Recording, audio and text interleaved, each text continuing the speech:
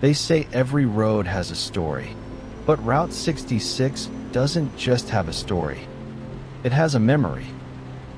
You can feel it the first time your tires touch that old blacktop. Even if the paint is faded and the signs are rusted, there's a ripple in your chest, like you just stepped onto a line that's been connecting people and places for longer than you've been alive. I remember the first night I rolled my rig onto what was left of Route 66.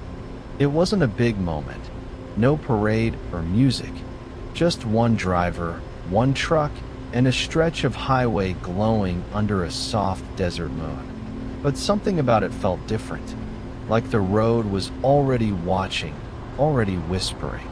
"Welcome. Take your time. I've seen a lot. Let me show you." The sky above was wide and high and full of stars, the kind of deep, endless black you only get far from city lights. The air was warm but not heavy, carrying the smell of dust, oil, and far-off sagebrush, with that dry desert quiet that makes every small sound feel important. My old truck hummed beneath me, steady and content, rolling easy at 45 as if it understood this part of the trip wasn't about speed.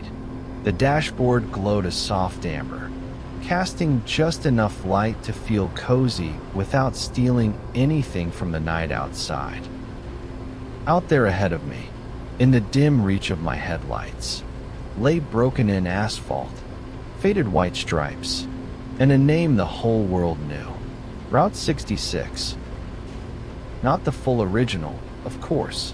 They'd buried most of it under interstates and new alignments, changed exits and redrawn maps. But the bones were still here, fragments and stretches, small towns and neon ghosts. And for one slow, drifting night, I let my truck follow those bones as if the road still remembered every footstep and tire mark it had ever carried. That's what this story is about. Not just a road, not just miles, but a feeling. What it's like to steer a modern rig along the faded ribbon of a highway that once meant freedom, escape, and hope for thousands of people heading west. What it's like to chase the echo of that legend, with nothing but headlights, memories, and the low murmur of diesel to keep you company.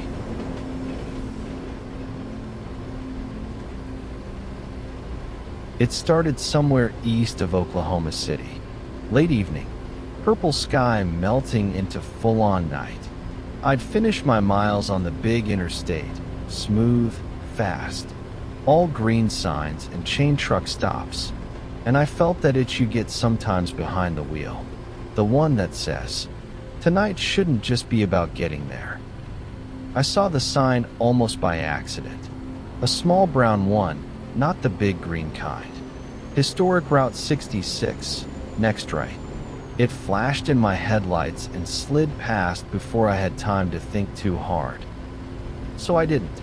I checked my mirrors, hit the turn signal, and let the truck ease off the wide, busy artery of the modern interstate, onto a smaller ramp that curled downward like a quiet decision.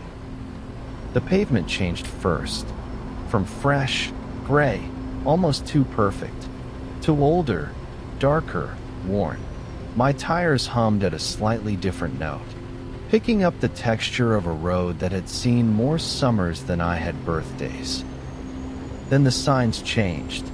No more exit numbers or big reflective panels shouting miles and services, just modest markers.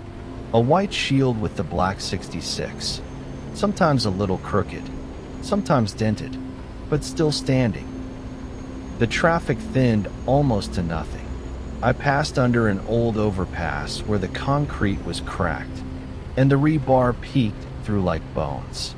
After that, it was just me, a two-lane ribbon, and the memory of what this highway used to be. Back in the day, before interstates cut straight lines across the map, Route 66 was the way west. Chicago to Los Angeles, Over 2,000 miles of gas stations, motels, diners, dusty little towns, and big loud dreams. Families loaded down with everything they owned, headed for California with hope packed tighter than their suitcases.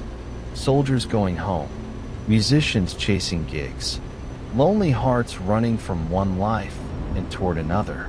The highway was more than pavement. It was a promise that there was somewhere else you could be. Driving it now, in a big modern truck with a sleeper and a full tank of diesel, I could still feel that promise hanging in the air, thin but not gone, like an old song playing under a newer one. The town I reached first was small and sleepy. A few square blocks, Main Street parallel to the tracks, old brick buildings soft at the edges. Half the signs were new and bright, the other half sun-bleached and ghostly. Café in flakes of red paint. Vacancy in neon that hadn't lit up in years.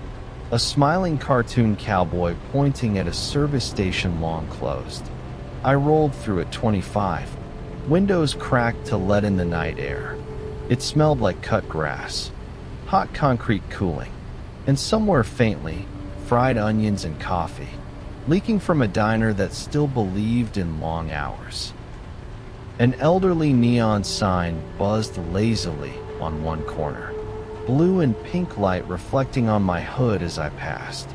It spelled out motel in nostalgic letters, and underneath, a smaller, stubborn word, open.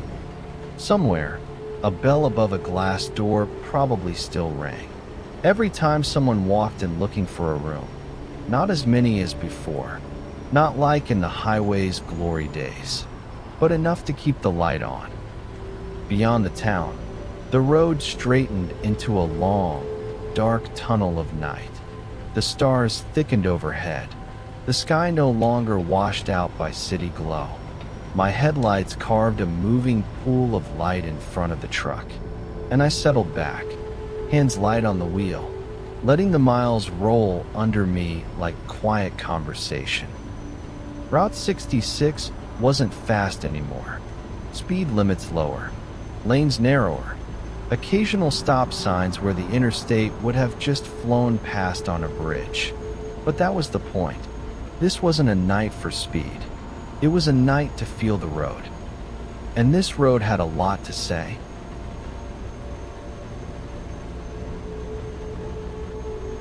Out here, history didn't feel like something you read in a book. It felt like something you rolled over, again and again, with each new mile.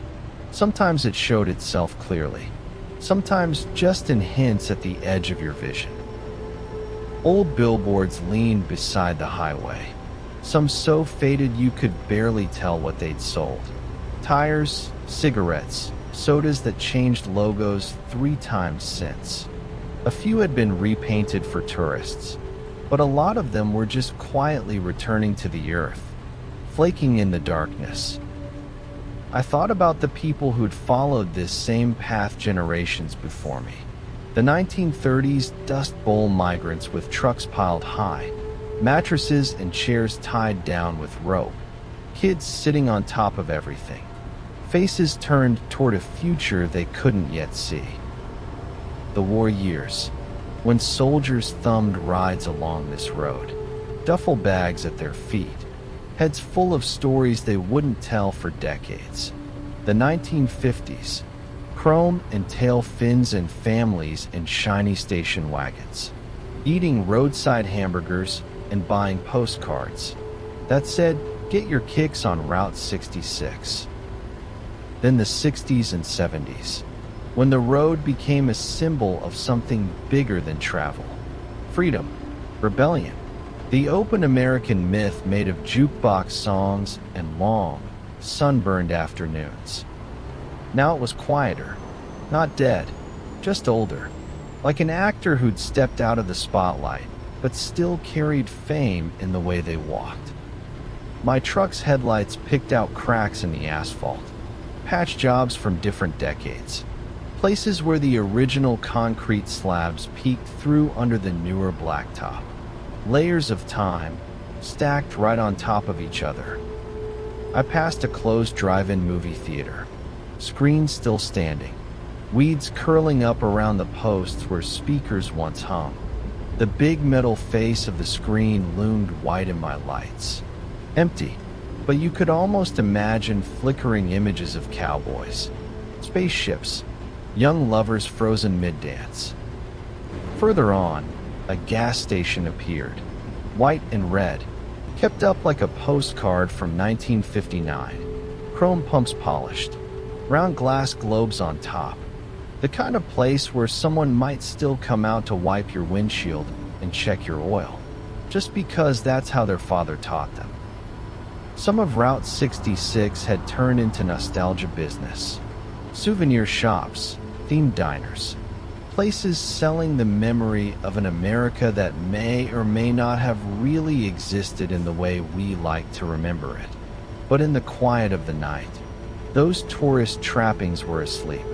What remained was the feeling, a feeling that this was still, at its heart, a road for people who were going somewhere inside themselves, not just on the map. The hum of the engine deepened as the land started to roll a little. Gentle hills, not mountains, just enough to remind my shoulders I was guiding 40 tons, not a car. The radio played soft. Some old song about highways and heartbreak, the kind you don't really listen to but still carry with you for miles. The dash light painted my hands in amber.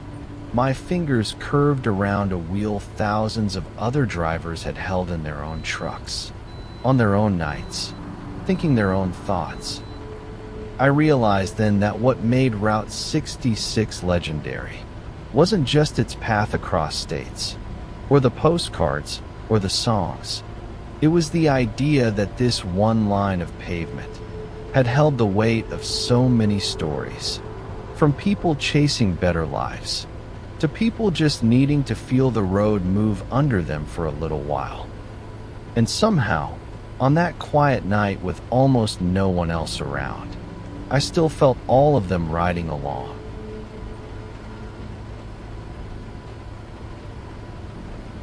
Midnight crept up on me soft and gentle, like an extra layer of darkness pulling over the land. Town lights became rarer but more noticeable, little clusters of orange and white floating ahead, pools of humanity along a long, lonely river of road. One town I rolled through had clearly agreed, sometime in the last few decades, to lean fully into the legend. Route 66 shields painted on the asphalt at the main intersection, murals of classic cars and pin-up girls covering brick walls. A cafe shaped like a chrome bullet diner with checkerboard tiles and a neon jukebox in the window. Even at that hour, a few lights were still on, maybe for late-night travelers like me, or maybe just because some places don't like to turn the sign to closed, if they can avoid it. I eased down to city speed, letting the truck's reflection swim over shop windows. The glow of my headlights brushed past mannequins in vintage clothes. Old gas pumps turned into decorations. A rusted pickup parked at an angle like it had landed there in 1954 and never left. At the end of the strip, I passed an old motel with a flickering neon sign. 66 Motel, free TV, air-conditioned. A handful of cars sat outside doors that had seen generations of travelers. Behind one thin curtain, I saw the blue glimmer of a TV screen washing a small room in light. I wondered how many drivers over the years had lain awake in those narrow beds, listening to the highway whisper past their windows, thinking about where they'd been and where they were headed next. Leaving town, the road narrowed again, two simple lanes hugging the land like an old friend who knew every bump and curve. The fields grew darker, the stars brighter, I saw the shape of a lonely windmill turning slowly against the sky, its blades slicing through starlight. The CB woke up briefly. Two local drivers talking about nothing much. Weather. A new kid at the truck stop who couldn't back a trailer straight if his life depended on it. The kind of talk that made the world feel normal, safe, even when everything outside looked like a black ocean. Route 66 seemed to breathe with me. Up a gentle rise, down the other side, curves that flowed instead of snapped. It wasn't like the interstate, all sharp efficiency and engineered lines. This was a road built around the shape of the land, not through it. And in that slow rhythm, I felt something loosen inside, like the tension I didn't know I'd been carrying on faster roads had decided it could finally set itself down for a while.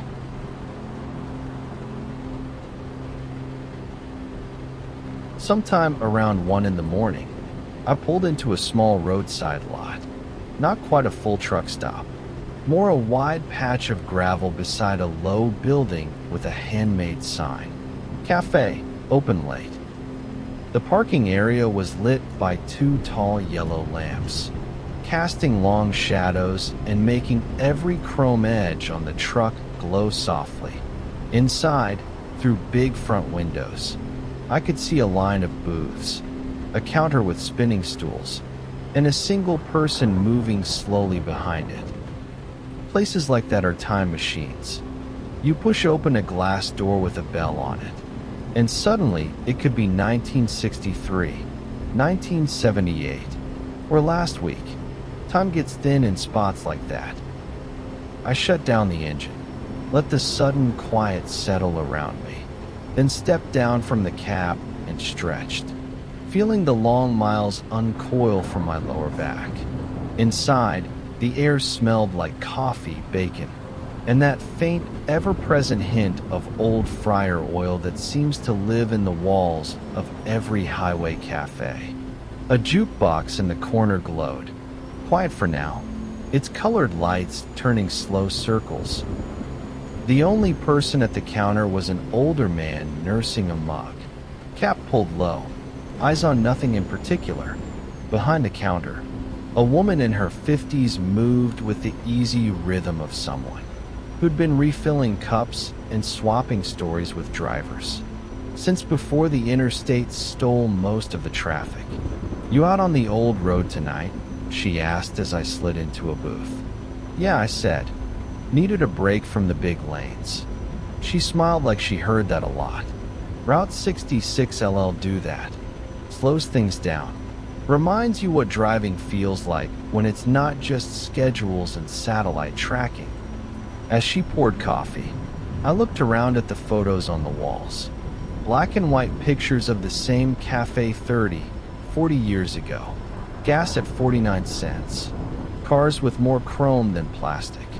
Truckers with sideburns, flannel shirts, and that same tired look around the eyes. "This place been here a long time?" I asked. "Since my dad opened it in '58, she said. "Back when this road was packed day and night. Buses, families, GIs hitching home. You name it.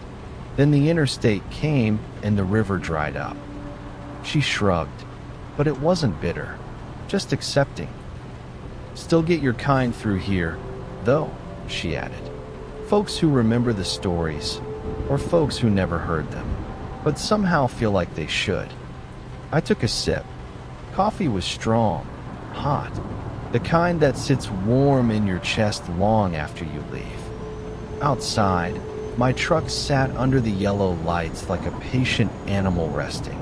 The Route 66 shield painted on the sign at the edge of the lot, watching over us both. In that simple little cafe, I realized what I liked most about this old road.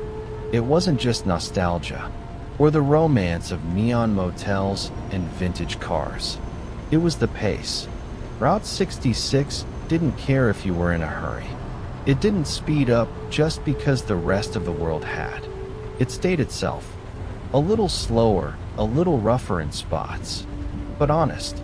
And there's something deeply peaceful about rolling along a road that isn't trying to impress you, just trying to be what it always was.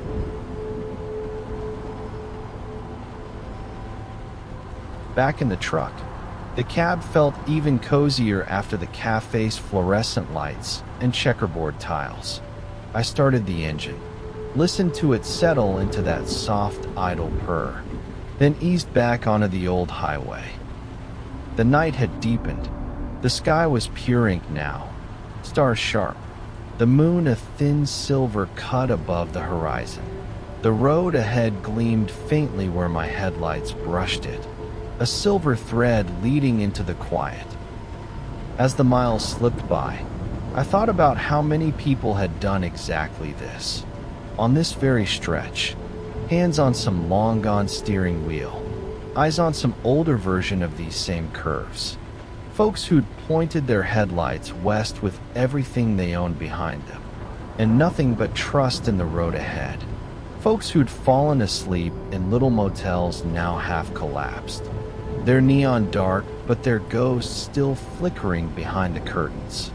I didn't feel haunted by it, more like accompanied, like the road was gently reminding me I was part of something bigger than my own trip. The hum of the engine turned into a lullaby. The steady tattoo of tires on old asphalt sang a rhythm that tugged softly at the edges of my awareness, slowing my thoughts, deepening my breaths. At a small pullout overlooking a wide dark field, I finally decided to park for the night. No big truck stop, no line of reefers, just a flat spot, a trash can, and a view of sky. I set the brake, turned off the headlights, and for a moment let myself just sit in the dark, the only light coming from the faint glow of the dash. Outside, Route 66 lay quiet, only the occasional distant car cutting a short streak of light across it. The air was cool, smelling of dust and old pavement, and a hint of sage carried on a lazy breeze. I crawled into the sleeper, stretched out, and listened to the truck's metal frame relax with tiny, familiar clicks. The mattress under me had known 1,000 nights like this, each one a little different, each one somehow the same. In that small space, wrapped in blanket and darkness and the soft hold of fatigue, I let my mind drift back over the evening. Old signs, quiet towns, coffee in a place that refused to let the old road die. The steady line of white paint guiding me forward. Route 66 wasn't what it used to be.